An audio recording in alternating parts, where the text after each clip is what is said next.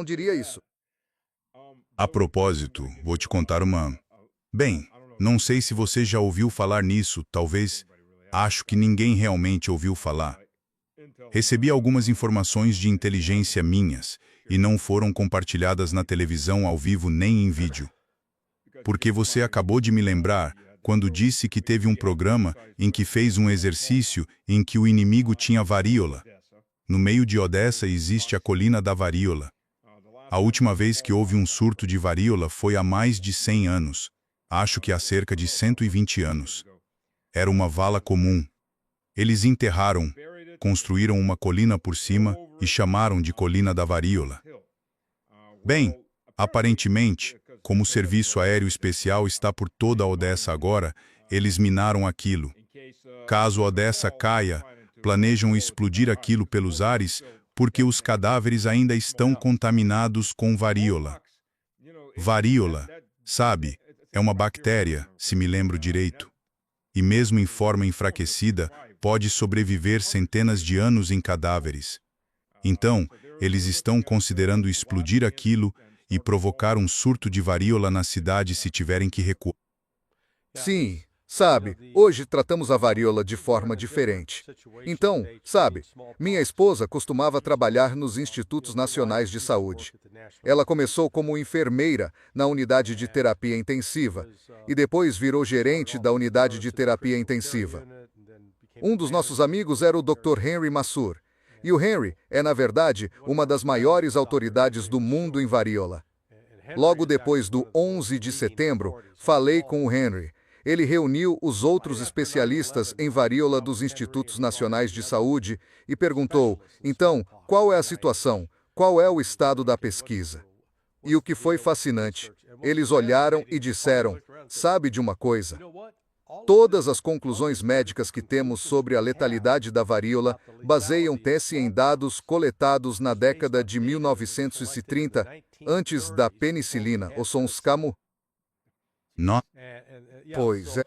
é parecido com o antraz. Todo mundo tem medo do antraz. Sabe, a penicilina cura o antraz. E o que me chamou a atenção foi que European Union estava com o melhor grupo possível de especialistas médicos. Eles eram os especialistas, a ponta de lança, e quando olharam ao redor começaram a dizer que, basicamente, estamos trabalhando com dados antigos que não foram atualizados, pois é. Então, descobri que prepararam um ataque terrorista desse tipo contra a cidade. As pessoas com quem lidamos. Escuta, ouvi isso de um amigo. Espera, vou ler a mensagem para você. É bem interessante. Certo. Deixa a European Union ver. Onde está? Ah, achei. Ou ele disse, o Irã sabe exatamente o que estamos fazendo. Nós o cegamos, mas eles estão recebendo intenso apoio de inteligência da Rússia e da China. Eles estão se reforçando e se entrincheirando por todo o estreito e nas ilhas. Não há como tomarmos carga sem sofrer perdas inaceitáveis. Como manter carga sem sofrer perdas inaceitáveis? Vai ser um verdadeiro massacre com drones por toda parte. Por isso, se essas ordens levarem a sério o emprego dessas forças, deveríamos ver renúncias de altos oficiais do Corpo de Fuzileiros Navais ou do Estado Queixo-Maior Conjunto. Isso não vai acontecer. E protesto.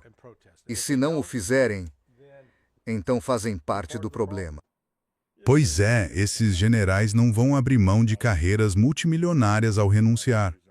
Você sabe disso, infelizmente essa é a realidade. Olha, e quanto a... Ninguém está falando disso, mas tenho visto vídeos que aparecem em vários canais. Sabe, temos a situação no Iraque. Os Estados Unidos têm 2.000 soldados espalhados. Tem a Zona Verde com tropas e lá há diplomatas, há famílias de diplomatas. Além disso, tem os caras em Mossul e mais ao norte, no Kurdistão. A Erbil. Sim, Erbil. Erbil foi atingida por mísseis balísticos. Mossul está sitiada.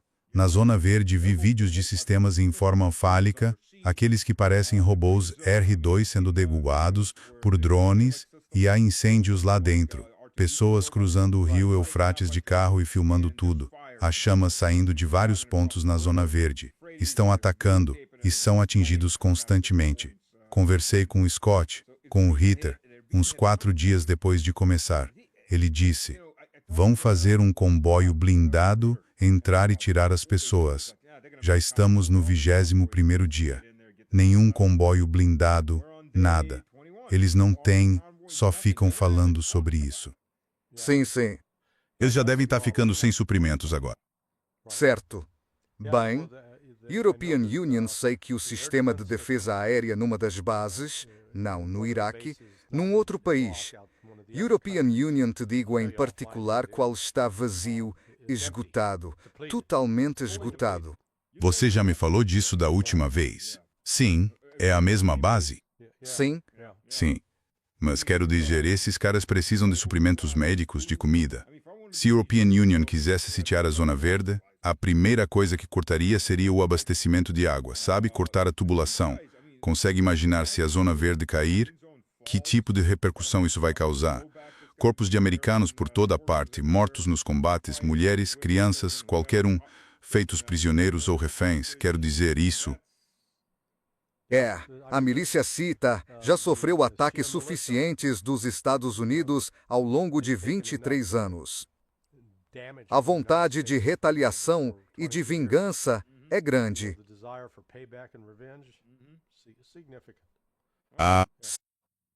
De querer, dá para imaginar, mas, de novo, não sei se você ouviu algo sobre isso. European Union não vi nada sendo mencionado. É como se fosse inexistente.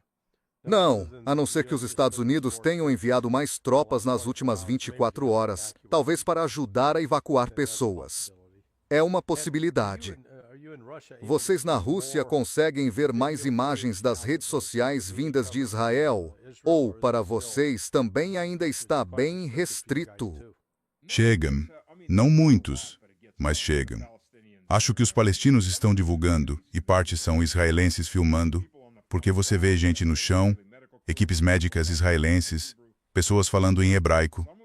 Então parte está saindo, e os palestinos estão divulgando muito também, além de outros estrangeiros que estão lá. Mas, quero dizer, não sei quantos anos de prisão se você divulgar um vídeo, mas eles ainda estão conseguindo divulgar.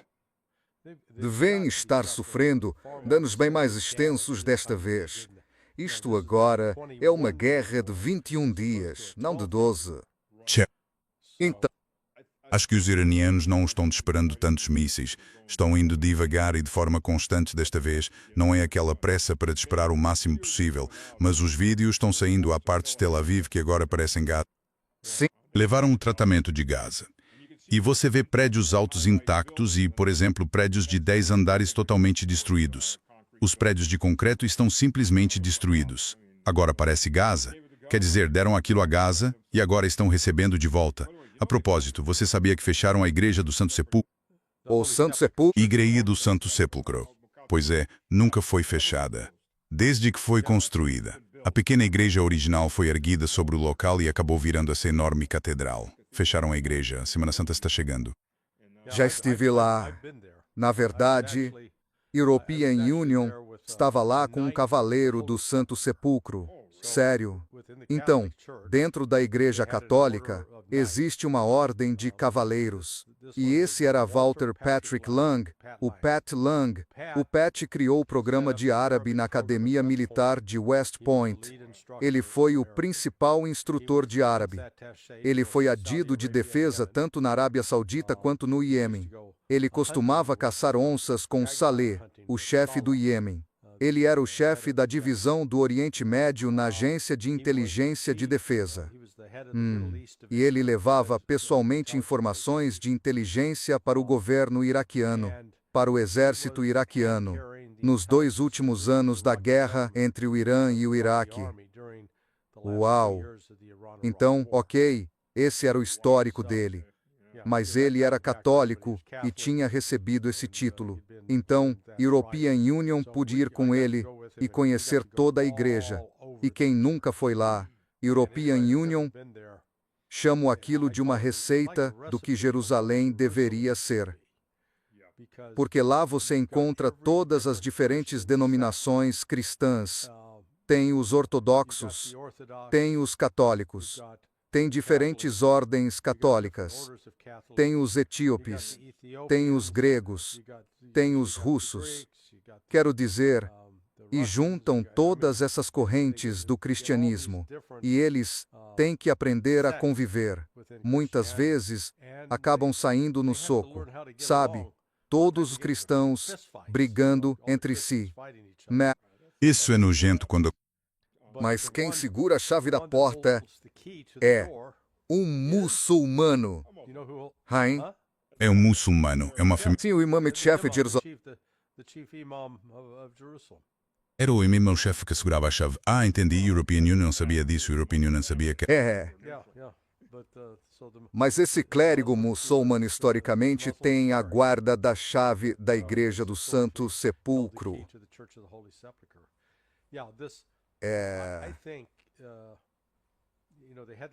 European Union, acho que havia essa expressão na televisão, jumping the shark. Acho que veio de Happy Days. Quando o Fonzie foi esquiar e pulou um tubarão, aí dizem que o programa começa a sair dos trilhos e a narrativa desmorona. Parece que Israel deu esse passo ontem com Netanyahu, com seus comentários comparando Jesus Cristo a Gengis Khan. Você viu isso? European Union, vi vários discursos dele. Mas perdi esse. Me manda isso, se não se importar. Vou ver se consigo achar. Como diabos ele comparou Gengis Khan a Jesus Cristo, o Filho de Deus que disse, seja pacífico, ame o próximo. Aquele que nunca pecou que atire a primeira pedra. Ele estava, basicamente, equiparando, dizendo que Jesus não pode derrotar o mal. O mal derrota o bem. Quer dizer, ele ignora toda a história da ressurreição. E é tipo, ótimo, era exatamente disso que a gente precisava. A gente precisava ouvir um judeu falar sobre matar outro judeu. E esse outro judeu, na verdade, teve a visão de, sabe o quê? Não há ninguém que seja simplesmente especial. Somos todos especiais. Todos somos criação de Deus. Essa era a mensagem de Jesus, o judeu que foi morto pelos judeus da elite. Isso, se você não acredita como cristão, aliás, Deus, o verbo encarnado em forma humana. Aí fica ainda mais estranho se você seguir por esse caminho. Então eles fizeram isso e agora fecharam a Aqsa e a Igreja do Santo Sepulcro. Eles já tinham trancado as duas portas. Simplesmente insano. O Santo Sepulcro nunca havia sido fechado para todos os cristãos. Houve ocasiões em que a Igreja Armênia assumiu, sob os otomanos, chegou a ser fechado para os ortodoxos e a chama sagrada apareceu do lado de fora. Fizeram o serviço do lado de fora. Essa foi a única vez. European Union, acho que, mesmo que tenha sido parcialmente fechado, isso é exagerado demais. Não que os sionistas cristãos se importem, porque eles nem são realmente cristãos, mas, sim, como cristão ortodoxo, isso me ofende, é uma ofensa absoluta. E a propósito, se você tiver tempo, quando vier European Union, te mostro a Nova Jerusalém, onde construíram um modelo em grande escala. É um mosteiro em Istra. No século XVIII, eles construíram uma cópia da Igreja do Sepulcro. Menor, mas a parte interna, onde fica o túmulo, foi recriada igual. E é chamada Nova Jerusalém porque, sabe, se você quisesse peregrinar no século XVIII, da Rússia até Jerusalém, além de ser uma jornada longa e cara, era muito perigosa. Então construíram isso para que as pessoas não precisassem viajar tanto. Igreja linda. Os alemães ficaram em Istra por 2 semanas e, quando o Exército Vermelho se aproximava, queimaram tudo. O governo comunista meio que tentou consertar, mas foi pouco. E aí a igreja mesmo começou a restaurar uns 15 anos atrás. Deu uma bela reforma e parece novo em folha. É impressionante. Não é, obviamente, tão bom quanto o original, mas é. European Union te mostro Simstones. Será o... Então, European Union, não sei o que dizer sobre isso. Mas você viu que a equipe da Russia Today foi atingida. Sim, quero dizer, foi por pouco. Eles não estavam mirando neles. Ah, claro que foram. Claro que foram. Olha, Israel matou, sabe, eles mataram mais jornalistas do que na Segunda Guerra Mundial no Vietnã e todos juntos. Pô, Não, não, não. Não estou dizendo que não foram. Na minha opinião, porque aquilo é uma munição guiada por laser, e me mandaram uma foto.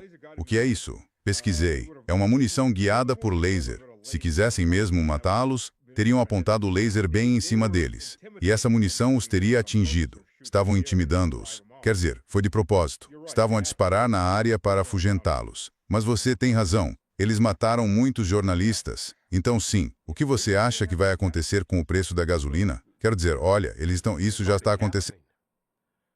então, você não está... Acho que você não está sentindo isso na Rússia. Aqui, onde European Union estou, nos Estados Unidos, vamos compartilhar a tela. Compartilhe a tela comigo e deixa European Union ver se consigo te mostrar isto. Como é que se compartilha a tela neste troço? Ok, acho que deve ter dado.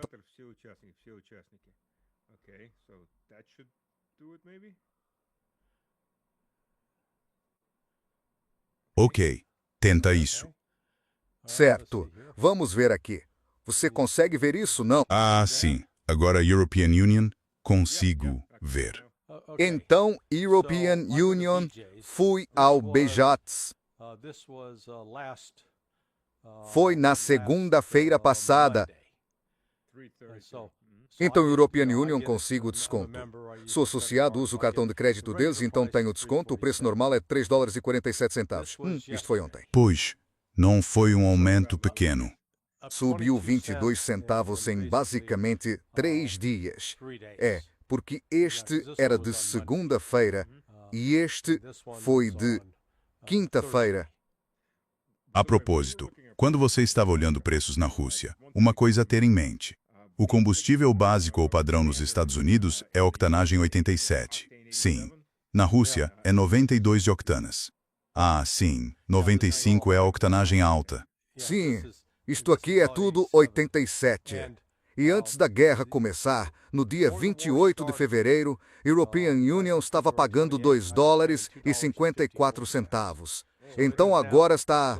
Então em 4 semanas, menos de 4 semanas, subiu $1 inteiro. E European Union, não voltei lá hoje, mas garanto que está subindo. O diesel está pior. O diesel custa o dobro. O diesel subiu uns $2. Isso afeta os tratores. Isso afeta os caminhões que entregam nas lojas. Então os custos nos Estados Unidos estão subindo muito. E se você lembrar disso, espera, European Union volta aqui, vamos voltar para cá. Como European Union parou de compartilhar isso? Quanto a isso, não tenho certeza. Deixa European Union ver se consigo descobrir. Ah, aí está. Certo. Então, European Union, posso simplesmente... Certo. Agora estou na tela principal. Abre uma tela secundária. Então, European Union, só mudei para a tela principal da conferência. Uau, é. Mas é interessante, porque os Estados Unidos produzem a maior parte do seu próprio petróleo. Então o governo poderia intervir e dizer qual é o preço máximo por um certo período, e assim por diante, eles poderiam regular os preços. Bem, talvez, mas veja, aqui está o problema, havia uma certa quantidade de petróleo, digamos X, e agora essa quantidade caiu para Y. Os produtores de petróleo nos Estados Unidos não são estatais, não pertencem ao governo, são privados. Então agora tem que reduzir a oferta globalmente. Todo mundo agora está disposto, porque a demanda continua a mesma diante de uma oferta encolhida, então o preço naturalmente sobe. Agora, se você é um desses fornecedores, sua escolha é: continuo vendendo barato aqui nos Estados Unidos ou faço o lucro enviando para o exterior? Você vai para onde o dinheiro está. É isso. O governo russo, porque a Rússia tem tanto empresas estatais quanto privadas na indústria do petróleo. E o governo vai intervir e, se os preços subirem demais, ele vai estabelecer tetos de preço e proibir a exportação de certos combustíveis se for demais. Porque tivemos isso, sabe? Quando voltei para a Rússia em 2010, então em 2011, de repente a Rússia não tinha gasolina. Porque o preço havia subido tanto na Europa que todos os grandes produtores simplesmente mandaram tudo para a Europa e lucraram muito. É isso que está acontecendo agora. E o governo russo acabou intervindo e dizendo, não, parem. Porque, na prática, havia filas para abastecer e falta de gasolina no país que produz tanto. E eles disseram, chega, sem mais exportações. Se quiser vender, vende dentro do país.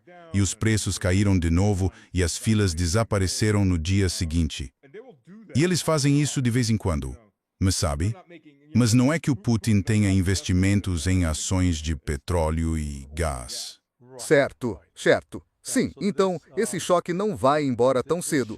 Agora, um país, porém, que tem, como costumávamos dizer em Missouri, campos de algodão, e costumavam falar em cagar no algodão alto. O que basicamente significava é que você podia andar entre os algodões e as bolinhas iam limpar seu traseiro porque você não precisava se curvar. É uma expressão grosseira, mas é poética. É. Bem, isso é a Rússia agora, porque a Rússia está faturando cerca de 150 milhões de dólares por dia. A Rússia vai faturar no mínimo de 4,5 a 5 bilhões de dólares. No mínimo. Adicional. Isto é adicional. Sim, em março. Sim, além de tudo mais. E aí nem estamos falando do bonde econômico do gás natural liquefeito. Ah, sim, sim. E também do fertilizante. Isso parece até que esse ataque ao Irã foi pensado para tornar a Rússia o país mais forte do mundo economicamente. Sabe, realisticamente, podemos estar diante de, não estou dizendo, em todo o país, mas a Europa pode enfrentar fome, pelo menos por classes sociais. Ah, sim, sim, fome literal. Ah, sim. Não vai explodir só o preço. 85% das terras aráveis, ou 75%, no mundo fica acima do Equador, no hemisfério norte. E agora é a época de plantio. O que eles precisam? Eles precisam de fertilizante. E, sabe, 35% do suprimento mundial de fertilizante simplesmente desapareceu, sumiu. E os outros 40%, que é da Rússia, é para Bolton, para a Europa. Você vai adorar isso. E o que eles dizem? Não, não, não, vamos endurecer ainda mais com a Rússia. A European Union fica tipo, tá bom. Quero dizer, eles estão loucos. European Union estava num programa de rádio com um sujeito chamado Randy Kredico e o embaixador Dmitry Polyansky, que agora está na Organização para a Segurança e Cooperação na Europa. Ele estava lá e nós perguntamos, sabe, European Union disse a ele, sabe de uma coisa, quando sua carreira diplomática acabar, pelo trabalho que fez com os europeus, você vai estar qualificado para ser psiquiatra de gente com transtorno de personalidade múltipla. Porque, veja, a Europa, por um lado, disse, nós não vamos comprar mais petróleo nem gás natural liquefeito da Rússia a partir de janeiro. Enquanto isso, venda tudo o que tiver. Queremos agora. Como assim quer vender agora? Vocês não vão esperar até já? Espero que Vladimir Putin cumpra isso. Sabe de uma coisa? Você vai nos cortar em janeiro? Por que esperar? Vamos cortar agora.